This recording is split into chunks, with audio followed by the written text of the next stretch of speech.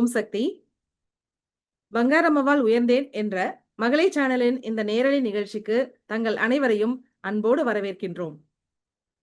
பல்வேறு ஆண்டுகளாக செவ்வாடை பெண்கள் பங்காரம்மாவின் ஆன்மீகத்தில் இணைந்து தங்களது வாழ்க்கையில் எவ்வாறெல்லாம் நல்லவற்றை சந்தித்தார்கள், எவ்வாறெல்லாம் மாற்றங்களையும் ஏற்றங்களையும் சந்தித்தார்கள் என்று மிக மிக விரிவாகவும் அழகாகவும் இந்த நிகழ்ச்சியில் கூறி வருகிறார்கள்.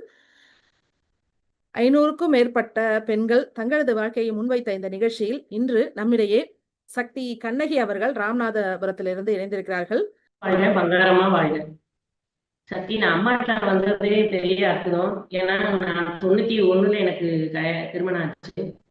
சின்ன பிள்ளையில இருந்தே ஐயப்பன் கோயில போய் தொண்டு பண்ணது எனக்கு வழக்கம். அந்த இதுல 3 மணிக்கு மார்கழி மாசம் எந்திரிச்சு போய் ஐயப்ப பக்தர்களுக்கு வந்து நான் உதவி பண்ணி இங்க ஐயப்பன் அபிஷேகத்துக்கு நான் உதவி பண்ணியிருக்கேன்.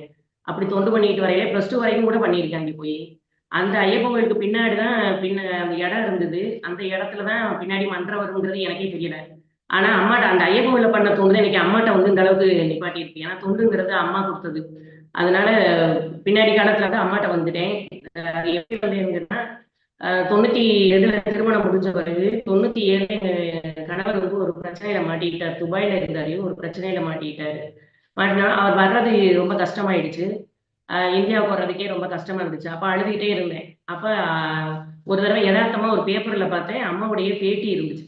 பேட்டி இருக்கவும் சரி இவர் ஒரு சாமியாரா இருக்காரு, சரி இவர்கிட்ட நான் சொல்லுவோம் அப்படின்னு சொல்லிட்டு, ஆனா எங்கே எழுதுறது எப்படி எழுதுறதுலாம் எனக்கு தெரியாது. அம்மாவுடைய பேட்டியை பார்த்துட்டு சரி இவருக்கு எழுதி விடுவோம்னு ஒரு கடிதம் மாதிரி என்னுடைய பிரச்சனைகள் எல்லாம் எழுதி எங்கே போஸ்ட் பண்றதுன்னு தெரியாது. அதனால நான் வீட்லயே வச்சுட்டேன். அந்த கடிதமும் என்னமோ தெரியல, அம்மாட்ட பின்னாடி இழுத்துட்டு வந்துருச்சு. அதுக்கு மேல ஜோசியம், ஜாதகம் இது மாதிரி நிறைய விஷயங்கள் பார்க்க போயிட்டேன். அப்ப ஜோசியம் போய் பார்த்த இடத்துல குமாரகுறிச்சின்னு சொல்லிட்டு பரமக்குடி பக்கத்துல ஒருத்தர் வந்து அம்மாவுடைய மூல மந்திரத்தை எழுதி கொடுத்தாரு. அந்த மூல மந்திரத்தை நான் படிச்சுட்டே இருந்தேன். படிச்சுட்டு கொஞ்சம் பிரச்சனை சால்வ் ஆகிற மாதிரி இருக்கிறது. திரும்ப மறுபடியும் வந்தோடனே நம்மளுடைய புத்தி ஃபுல்லா எல்லாமே அந்த ஜாதகம், ஜோசியம் அதுலதான் நம்பிக்கையா இருக்கக்கூடிய அம்மாவை நம்ம யாருமே வழிகாட்டலை அந்த அளவுக்கு. அப்புறம் கொஞ்ச நாள் அப்படியே போயிட்டே இருந்துச்சு. அப்புறம் எங்க வீட்டுக்காரரும் வந்துட்டாரு. அப்புறம் எங்க வீட்டு பக்கத்துலயே ஒரு மன்றம் இருந்துச்சு. எங்க மன்றத்துக்கு போன சக்திகளை நான் தெரியாம தவறா பேசிட்டேன். அந்த தவறா பேசுனதுக்காக அம்மா வந்து என்னைய வந்து எனக்கு நிறைய பிரச்சனைகளை கொடுத்து நான் திரும்ப மன்றத்துக்கு போற அளவுக்கு பெரிய தொண்டு அந்த மாதிரி இறங்கிட்டேன். தொண்டுல இறங்கி தொண்டு பண்ணிட்டு இருக்கையிலேயே அப்புறம் எங்க நிறைய பிரச்சனைகள்னால குடும்பமே பிரிஞ்சிருச்சு. 2005ல பிரிஞ்சிருச்சு. நிறைய போலீஸ் கோர்ட்டு கேஸ் அலைஞ்சிட்டே இருந்தேன். அப்ப 2005ல நான் அம்மாட்ட பாதபுத்த பண்ண வரேன், மேல்மருவத்தூருக்கு வரேன், இவ்வளோ மன்றத்து மூலமா வரேன். அம்மா வந்து அந்த ஊர்லயே இல்ல, சுற்றுப்பயணம் கிளம்பிட்டாங்க, ஆன்மீக சுற்றுப்பயணம். அதனால அம்மா இல்லை. அப்ப நான் முதல்ல சந்திச்சது வந்து சோமசுந்தர ஐயாவை தான் பார்த்தேன். அப்பதான் ஐயா சொன்னாரு, நீ கவலைப்படாதீங்கம்மா, ஏக்கத்திற்கும் ஒரு அருள் உண்டு அப்படிங்கிற வார்த்தையே சொன்னாரு. இந்த அருள்ங்கிற வார்த்தை எனக்கு என் வாழ்க்கையில நிறைய பின்னாடி வந்து ஒரு மாற்றங்களை கொடுக்குங்கிறது எனக்கு அப்பதான் தெரிஞ்சிச்சு. ஏன்னா இந்த அருள்ங்கிற வார்த்தை முதல்ல ஐயா வாயால கேட்டேன். அதுக்கு பின்னாடி அம்மா அருள்நிலையில உள்ள படத்தை வச்சு வழிபாடு பண்ணுனாங்க. கடைசின்னு எனக்கு அம்மா சொன்னது, அம்மா அருள் ஆசி உனக்கு உண்டு போ அப்படின்னாங்க. அதனால அந்த அருள்ங்கிற வார்த்தை, அந்த அருள்ங்கிறது கிடைக்கிறதுக்கு நிறைய பேர் தவம் பண்ணியிருக்கணும். ஆனா அம்மா எனக்கு வந்து கொடுத்து என்னை பக்குவப்படுத்துறாங்க, அவ்வளவுதான். அந்த அருள் உண்டு, ஏக்கத்திற்கு அருள் உண்டுன்னு சொல்லிட்டு நான் விட்டுட்டாங்க. மறுபடியும் நான் வந்துட்டேன், ராமநாதபுரம் மடத்துக்கே வந்துட்டேன். வந்து திரும்ப மறுபடியும் அம்மாட்ட போனேன். அம்மா போனவனே கேட்குறாங்க, உனக்கு யாருமே இல்லை அப்படின்றாங்க. சொல்லிட்டு அப்ப அம்மாட்ட சொல்றேன், அம்மா என்னை கூப்பிடுறாருமா, நான் போகவாமா அப்படிங்கிட்டக்கா திருமதி அம்மாவுக்கு கோபம் வந்துருச்சு. அப்படிதான் ஆம்பளை பையலுக்கு பூரா அப்படிதான் கல்யாணம் பண்ணிக்கிட்டு மறுபடியும் கூப்பிடுவாங்களா, நீ அதெல்லாம் போகாத அப்படி இப்படின்னு திட்டுறாங்க. அப்ப அம்மா சொல்றாங்க, அதெல்லாம் இது இரு நான் சொல்றேன் அப்படின்னு சொல்லிட்டு அம்மா சொல்றாங்க, நீ போகாத, உன் சம்மதத்தோடதான் கல்யாணம் முடிஞ்சிருச்சுன்னு உன்னை எழுதி வாங்கிட்டு உன்னை விட்டுருவேன், நீ போகாத அப்படின்ட்டாங்க. இருந்தாலுமே அம்மா சொன்னாலுமே எனக்கு அப்ப கேட்கவே முடியல. ஏன்னா எல்லாருமே நம்மள ஒரு மாதிரி பேசுறாங்க அப்படின்ட்டு திரும்ப அம்மாட்ட போய் கேட்டாலும் அம்மா வந்து முகத்தை திருப்பிக்கிருப்பாங்க. அப்புறம் காலப்போக்கில் அம்மா வந்து மடைமாற்றம் பண்ண மாதிரி இந்த மாதிரி தொண்டு பண்ணுதான் சொன்னாங்க. அப்ப நான் தொண்டு பண்ணிட்டே இருந்தேன். தொண்டு பண்ணிட்டு இருக்கையில அப்ப நம்மளுடைய கவனம் ஃபுல்லா தொண்டு படிப்புங்கிற மாதிரி யூஜி பண்ணேன். பிஏ தமிழ் போட்டேன், பிஎட் பண்ணேன். அப்புறம் பிஎட் போட்டுட்டு இருக்கையிலே எம்ஏ பண்ணேன். அப்புறம் எம்ஏ முடிச்சதோட பிஹெச்டி பிஹெச்டி போனேன். அப்ப நான் காலேஜ்ல வேலை காலேஜ்ல வந்து எனக்கு அம்பியா காலேஜ்ல வேலை கிடைச்சிச்சு. அப்ப யாருன்னா எனக்கு கைடு, நான் பிஹெச்டி பண்ணது வந்து ஒரு இஸ்லாமியர் கைடு. ஒரு ஒரு முஸ்லீம் வஹீதான்னு ஒரு அம்மா. அவங்க என்ன செஞ்சுட்டாங்கன்னா, அம்மாவை பத்தி தவறா பேச ஆரம்பிச்சிட்டாங்க. நான் அப்பயே சொல்றேன், என் அம்மாவை பத்தி எல்லாம் பேசாதீங்க. அது வந்து நல்லது இல்ல. பேசக்கூடாது. அம்மா சோதனை குடுத்துருவாங்க அப்படின்னு. ஆனா கேட்கவே இல்ல. அவங்க ரொம்ப மோசமா பேசுனாங்க அம்மாவை பத்தி. அப்ப அவங்க கேட்கறாங்க. நான் சொல்றேன், "அம்மா மேடம் நீங்க இந்த மாரி பேசுனீங்க. அதனால தான் சோதனைகளும்." அவங்களே உணர்ந்துட்டாங்க. அப்ப அது அம்மா பத்தி பேசுனா நான் தப்பு செஞ்சுட்டேன்ப்பா. வாங்கப்பா ஒரு நாளைக்கு போயி நான் அடிகளார்ட்ட மன்னிப்பு கேட்கிறேன்னு சொல்லிட்டு, அவங்களே கோவிலுக்கு வர வந்துட்டாங்க. என்னைய கூட்டிட்டு போ சொன்னாங்க. நான் கூட்டிட்டு போனேன். அப்ப அம்மா வெள்ளை ஆடை உடுத்தி அம்மா கோவில்ல இருந்து இறங்கி வர்றாங்க. இவங்க வந்து மன்னிப்பு கேட்டாங்க. கேட்டதுக்கு பின்னாடி அவங்களுக்கு நெறைய மாற்றங்கள் வந்துச்சு. அப்ப அவங்க அவங்க வந்து அம்மாட்ட வந்து அம்மாவ வணங்கலைன்னாலும், அம்மா ஒரு படிப்பினைய குடுத்து அதன் மூலமா அம்மாவ வணங்க வச்சாங்க. அப்ப அவங்க அதுக்கு பிரயாச்சித்தமா என்ன இது பண்ணாங்கன்னா, என்ட்ட கேட்காம கூட தஞ்சை தமிழ் பல்கலைக்கழகத்துக்கும் இன்னொரு கருத்தரங்கம் 2 கருத்தரங்கம் நடந்துச்சு. 2 கருத்தரங்குக்கும் ஒண்ணு அடிகளாரின் அருளும் சிறப்புன்னு சொல்லி தலைப்புல அவங்களே என் பேர போட்டு கட்டுரையா எழுதுனாங்க. இன்னொரு கட்டுரை வந்து எப்படி எழுதுனாங்கன்னா, சித்தர் பீட அமைப்பு அப்படிங்கிற ஒரு கட்டுரையும் எழுதினாங்க. இது வந்து அம்மா அவங்கள எழுத வச்சிருக்காங்க. என் அம்மா வந்து நம்மள வந்து ஒரு கருவிய வச்சு அவங்கள வந்து எழுத வச்சிருக்காங்க. எழுதி அது அதுக்கு பின்னாடி கைடா இருந்ததுனால நான் அவங்களோடவே இப்ப சேர்ந்துக்கிட்டே இருப்பேன். ஏன்னா கைடு பின்னாடி தானே போகணும் அப்படின்னு. அப்ப காலேஜ்லயும் வேலை பார்த்துக்கிட்டு இருக்கேன். அப்ப நான் த்ரூ பிஹெச்டினால எம்ஏனால என் கைடு எங்க ஹெச்ஓடி வந்து எம்ஃபில். அதனால என்னைய வந்து ஒரு மாதிரி மட்டமாவே பேச ஆரம்பிச்சிட்டாங்க. ஏன்னா என்னுடைய வாய்ஸ் வந்து ஓப்பன் வாய்ஸ். அதாவது ரொம்ப அதிக சவுண்டா இருக்கும். கிளாஸ் பயங்கரமா எடுப்பேன். மேல இருந்தாலும் ஒரு 3 இது வரைக்காவது கேட்கும். கீழே கேட்கும். அதனால கரஸ் மேமுக்கு ரொம்ப பிடிச்சிருச்சு. நான் போன காலேஜும் வந்து பார்த்தா அம்மாவுடைய படம் இருந்துச்சு அங்கே. அப்ப நான் கேட்டேன், இது அம்பிகா காலேஜ் கிடையாது. அன்னை ஆதிபராசக்தி காலேஜ் அப்படி சொல்லிட்டு தான் நான் இங்க போவேன். கிளாஸ்ல போய் எடுக்க போனாலும் பிள்ளைங்களுக்கு வந்து மூலமந்திரம் சொல்லி அவங்க அம்மாவுடைய அற்புதங்கள் அப்ப எனக்கு நடத்தின அற்புதங்கள்லாம் சொல்லி தான் பிள்ளைங்களுக்கே கிளாஸ் எடுப்பேன். நானே மறந்துட்டாலும் திரும்ப அவங்களே கேட்பாங்க. ஸ்டூடெண்ட் கூட கேட்பாங்க. அப்ப நான் போனது வந்து ஏன்னா தமிழ் டிபார்ட்மெண்ட்னால நான் வந்து எல்லா ஸ்டூடெண்ட்டையும் பார்க்குற மாதிரி இருந்துச்சு. இப்ப சிஎஸ்ல இருந்து கம்ப்யூட்டர் சயின்ஸ்ல இருந்து பிபிஏல இருந்து எல்லாருமே பார்த்தேன். எல்லா ஸ்டூடெண்ட் கிளாஸ்க்குமே நான் போவேன். மேத்ஸ்ல போவேன். எல்லாமே போவேன். மைக்ரோ பயாலஜி எல்லா கிளாஸுக்குமே நான் வந்து சப்ஜெக்ட் வந்து தமிழ் லாங்குவேஜுக்கு நான் போயிட்டு இருப்பேன். ஆனா நான் போகாதது வந்து பிகாம் மட்டும்தான். ஆனா அதுக்கும் அம்மா வாய்ப்பு குடுத்துச்சு. 1500 பேர் படிச்சாங்க அந்த காலேஜ்ல.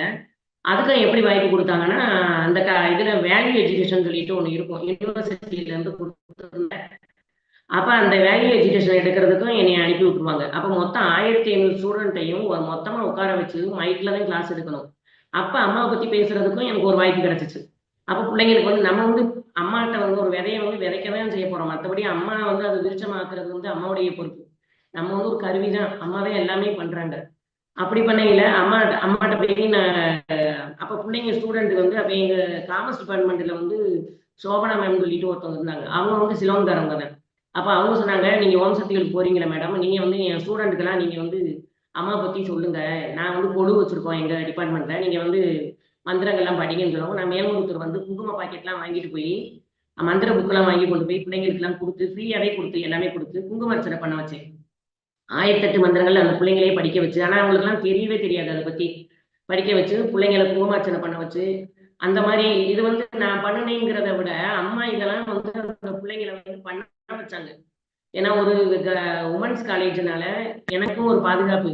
ஏன்னா ஆண் துணை இல்லாம இருக்கனால எனக்கும் ஒரு பாதுகாப்பு. பிள்ளைங்களையும் ஒரு ஆன்மீக வழியில இன்னைக்கு இல்லைனாலும் என்னைக்காவது வந்து அந்த காலேஜ் அந்த அம்மாவுடைய ஆலயத்துல வந்து நிப்பாங்க அப்படிங்கிற ஒரு நம்பிக்கையிலயும் நான் அததான் சொல்லுவேன். இன்னைக்கு நான் மேல்மருவத்தூருக்கு நான் போயிட்டு இருக்கேன். இன்னைக்கு அம்மாவ பத்தி உங்ககிட்ட பேசுறேன். நீங்க ஒரு நாள் அம்மா கிட்ட போய் நிப்பீங்க. அப்ப நீ என்ன நெனப்ப. இந்த மாரி க கண்ணையம்மா சொன்னாங்கன்னு சொல்லிட்டு நெனப்ப அப்படின்னு சொல்லிட்டு தான் நான் சொல்லுவேன். அப்படி எல்லா இதுவுமே அம்மாவுடைய வழிபாட்டு முறைகள், திஷ்டி, பூசணிக்காய் திஷ்டி இப்படி நெறைய எல்லாமே இங்க பண்ண ஆரம்பிச்ச உடனே, காலேஜ்லயே நெறைய மேம்க்கு வந்து ரொம்ப புடிச்சிருச்சு கரஸ் மேம்க்கு. அவங்க ரொம்ப சாமி பக்தி. எந்த நேரமும் கோயிலுக்கு போயிட்டே இருப்பாங்க. அதனால பிள்ளைங்கள வந்து ஆன்மீக வழியில ஈடுபடுத்தணும்னு அவங்களுக்குமே அந்த எண்ணங்கள் தான். அப்படி நான் போயிட்டு இருக்கையிலேயே, அப்ப எல்லாருக்குமே பொறாமை ஆயிடுச்சு. அப்ப இவங்க என்ன செஞ்சுட்டாங்கன்னா, கரஸ் மேம் வந்து அங்கே எனக்கு எனக்கு அன்னைக்குல பார்த்து அம்மா வந்து 74வது 74வது வயசுல எனக்கு வந்து அம்மா வந்து 2014ல அம்மா வந்து சூளத்துக்கு கட்ட சொன்னாங்க. அந்த சூளத்துல கட்டி உக்காந்தேன். உக்காந்த பிறகு தான் நான் வந்து வே ம அதுக்கு அடுத்தாப்புல எனக்கு வந்து நெட் எக்ஸாம்ல பாஸ் கிடைச்சுச்சு. நெட் எக்ஸாம்னா எல்லாருக்குமே தெரியும். National eligible test. ஒரு கல்லூரி ஆசிரியருக்கு என்ன தகுதி தேர்வு அப்படிங்கிறது அது வந்து அந்த இதுல கிடைச்சுச்சு. ஆனா இதெல்லாம் நான் நினைச்சே பார்க்கல. ஏன்னா அம்மா வந்து எல்லாருமே என்னை ஒரு மாதிரி பேச ஆரம்பிச்சுட்டாங்க. இது வந்து எம்ஏ தான், குவாலிஃபைடு கிடையாது அப்படின்னு. அதனால அம்மா வந்து நம்மள யாரையுமே பேச விடாத அளவுக்கு ஒரு தகுதியானவளா ஆக்குது அம்மா. அதுக்கு பின்னாடி திடீர்னு மலேசியா போறதுக்கு உலக தமிழ்ச்சங்க மாநாடு 9வது உலக தமிழ்ச்சங்க மாநாடு மலேசியாவுல நடந்துச்சு. அப்போ உங்க முதல்வரா இருந்தது திருமதி இவங்க செல்வி ஜெயலலிதா அம்மா தான் இருந்தாங்க. அதனால அவங்க ஒரு இதுல இருந்தனால, பெங்களூர்ல இருந்தனால இங்க நடத்தாம மலேசியாவுல போட்டுட்டாங்க. அதனால மலேசியாவுக்கு போறதுக்கு எப்படி போறது? எனக்கு பாஸ்போர்ட் இல்ல, எதுவுமே இல்ல. அப்ப நான் எப்படி போறதுன்னு சொல்லிட்டு எனக்கு இத பத்திலாம் தெரியாது. ஆனா எங்க கைடு எல்லாமே கட்டுரைலாம் போட்டுட்டாங்க. அவங்க போட்டுட்டு அப்ஸ்ட்ராக்ட்லாம் வந்துருச்சு அவங்களுக்கு. ஆனா அவங்களுக்கு பாஸ்போர்ட் இல்ல. அவங்க போற மாரி இருக்கு. ஆனா அவங்களுக்கு பாஸ்போர்ட்லாம் வரல. எனக்கு என்ன செய்யணும்னு தெரியல. அவங்க வந்து ஒரு மீட்டிங் காலேஜ் ஹவுஸ் மதுரையில வந்து காலேஜ் ஹவுஸ்ல நடக்குது. என்னை கூப்பிடுறாங்க. "வா வா கண்ணகி போவோம்" அப்படின்னு. ஏன்னா அவங்களுக்கு வந்து என் மேல ரொம்ப ஒரு பாசம் உருவாயிருச்சு. பாசம்னா ஒரு பயம் கலந்த பாசம் வந்துருச்சு. ஏன்னா அம்மாட்ட இருக்கிறனால இவங்களுக்கு எதுவும் சொன்னா அம்மா நம்மள பனிஷ்மென்ட் பண்ணிரும் அப்படிங்கிற மாரி ஒரு மனநிலையில எதுனாலும் செய்ய சொன்னாலும் நம்மள ஒரு சென்டிமென்ட்டாவே பண்ணுவாங்க.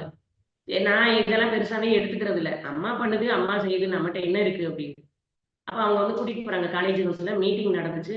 ஏன்னா உலக தமிழ்ச் சங்க மாநாட்டுக்கு பத்திரிக்கையாளர்லாம் வர சொல்லி மீட்டிங் நடந்துச்சு. அப்ப நான் போய் அங்க உட்கார்ந்திருந்தேன். அப்ப அவங்க சொன்னாங்க, பத்திரிக்கையாளர்லாம் கேட்டாங்க.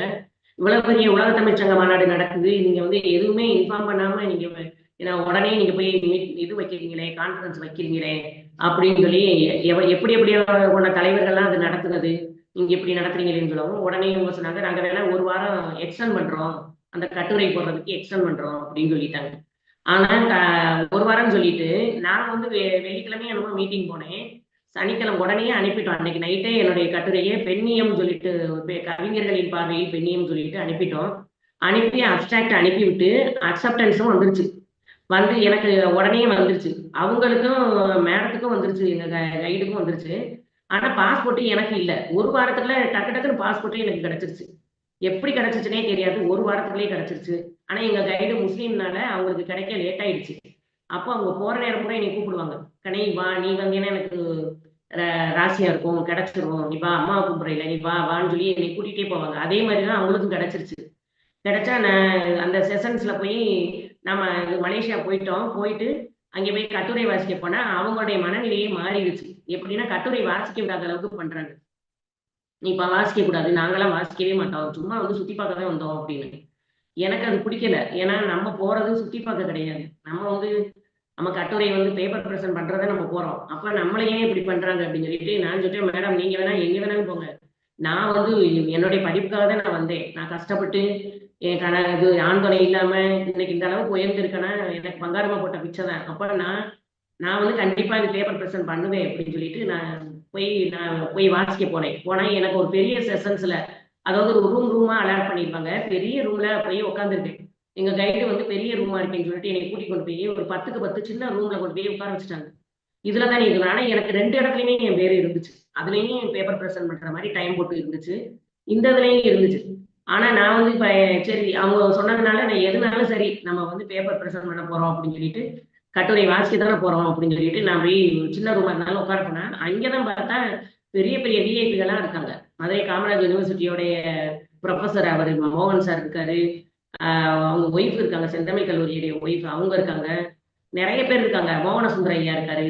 திருக்குறள் இது அவங்க அவங்க விளக்க உரை எழுதின திருக்குறள் மோகன சுந்தரம் இருக்காரு. வேடவேந்தர்ன்னு சொல்லிட்டு எம்பி அவரு இருக்காரு. நெறைய பேர் இருக்காங்க. அப்புறம் நான் வாசிச்சதா எனக்கு என்ன நடந்துச்சுன்னே தெரியல. நான் ஆனா ஆரம்பித்த ஸ்டார்ட்டிங்ல வந்து சொல்லி எப்படி சொன்னேன்னா, இது வந்து 9வது உலக தமிழ்ச் சங்க மாநாடு. 9ங்கிறது அன்னை ஆதிபராசக்தியோடைய எண்ணு. அதனால என்னைய வந்து இந்த இதுக்கு குருவடி சரணம், திருவடி சரணம் சொல்லி தான் நான் ஆரம்பிச்சேன். அதனால என்னைய வந்து இந்த கட்டுரை வாசிக்கிறதுக்கு என்னைய வந்து இந்த அன்னை ஆதிபராசக்தி அருளோட நான் ஆரம்பிக்கிறேன்னு சொல்லி தான் நான் ஆரம்பிச்சு, கட்டுரை வாசிச்சா என்னை அறியாம என் குரல்லாம் அப்படி ஒரு ஏற்ற இறக்கத்தோட எப்படி இன்கிரீஸ் ஆச்சுன்னே தெரியல. சவுண்ட் பயங்கரமா எக்கோ ஆனவுனே அவங்க எல்லாருமே முடிச்சோனே நான் வாசிச்சு முடிச்சோனே பயங்கர கிளாப்பிங் ஆயிடுச்சு.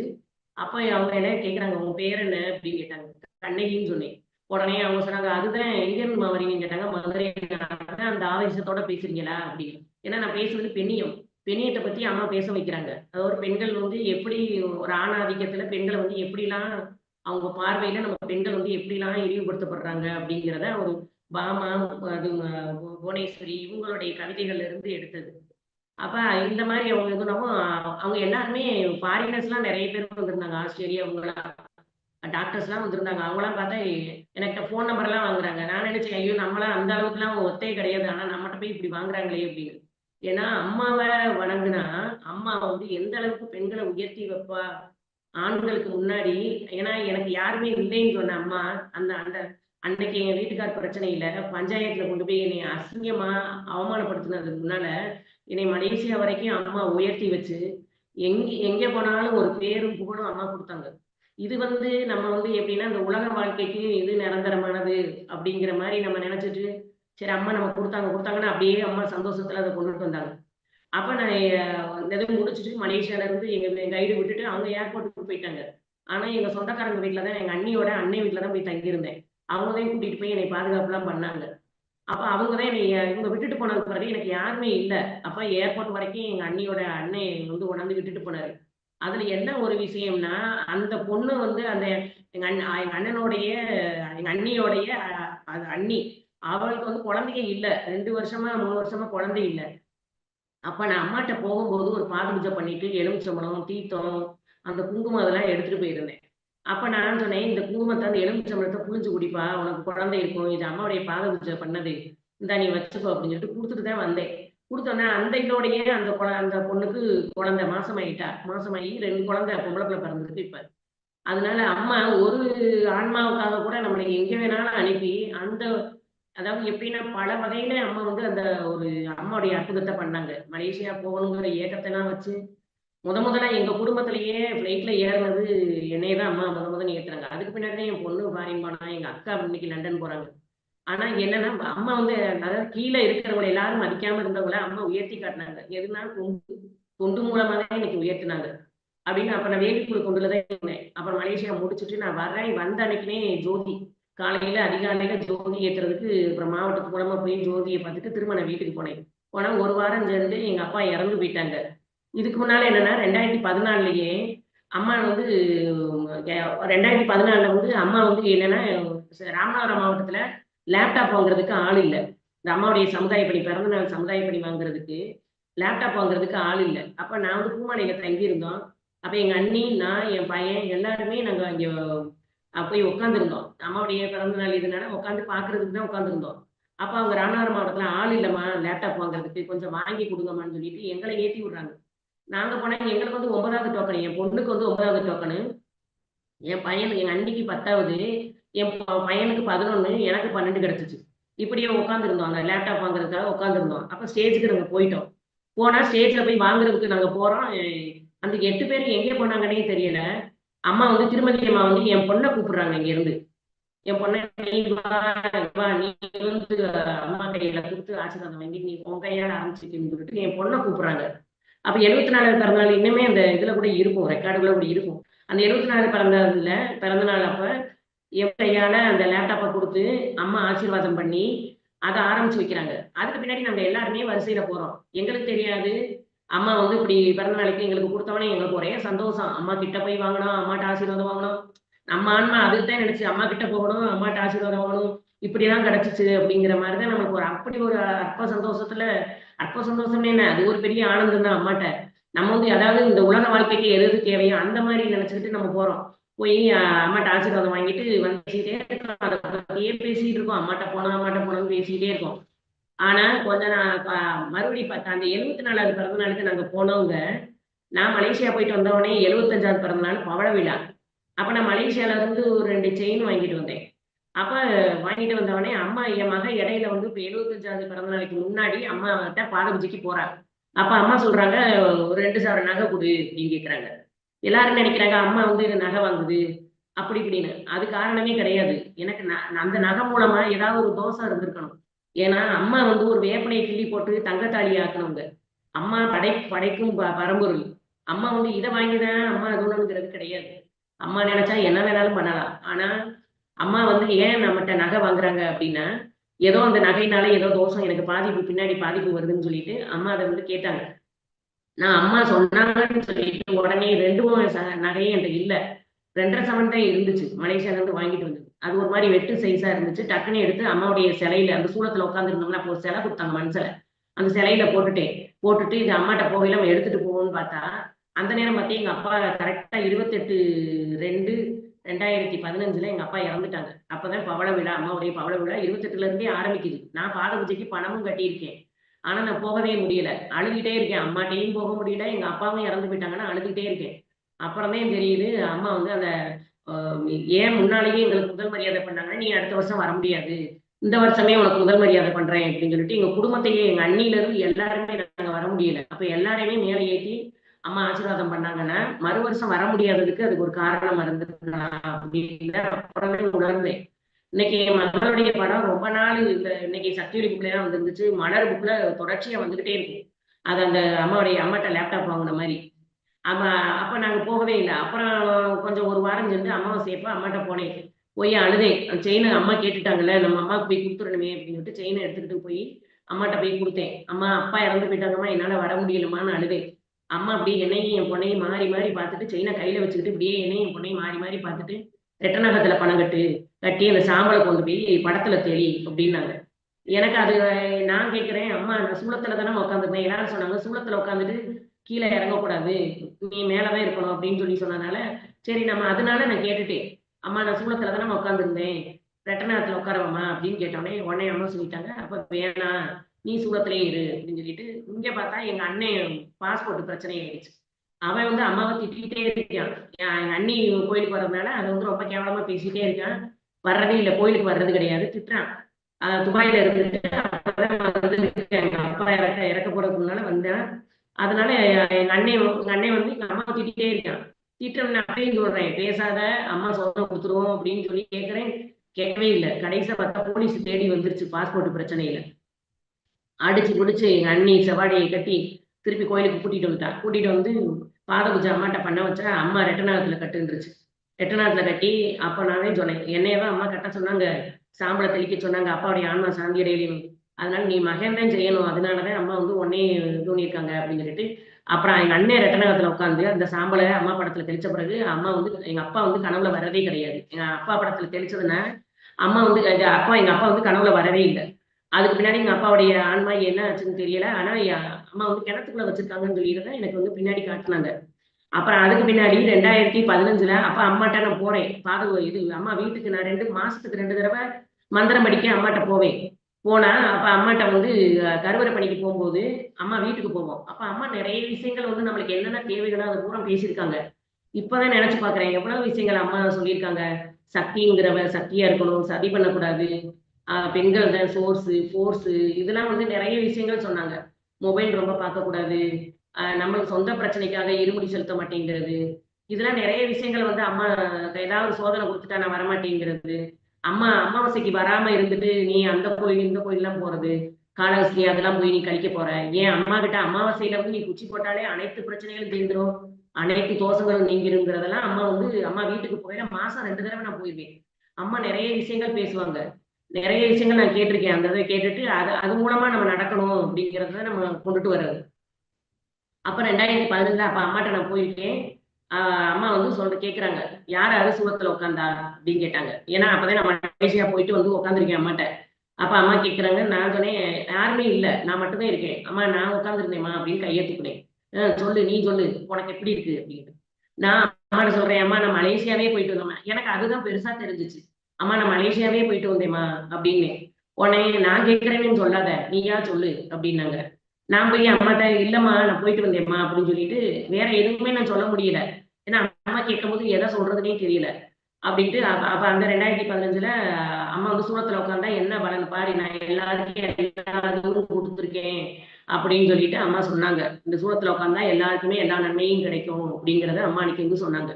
சொல்லிட்டு அதுக்கு பின்னாடி காலேஜுக்கு வந்தா, காலேஜ்ல வந்து எனக்கு ஒரு பெரிய பேரு ஒரு ஃபங்ஷன் மாரி எடுக்க ஆரம்பிச்சுட்டாங்க. ஏன்னா மலேசியா போயிட்டு வந்தாங்க, உலகத்தமிழ் சங்க மாநாட்டுல பங்கு பெற்றாங்க.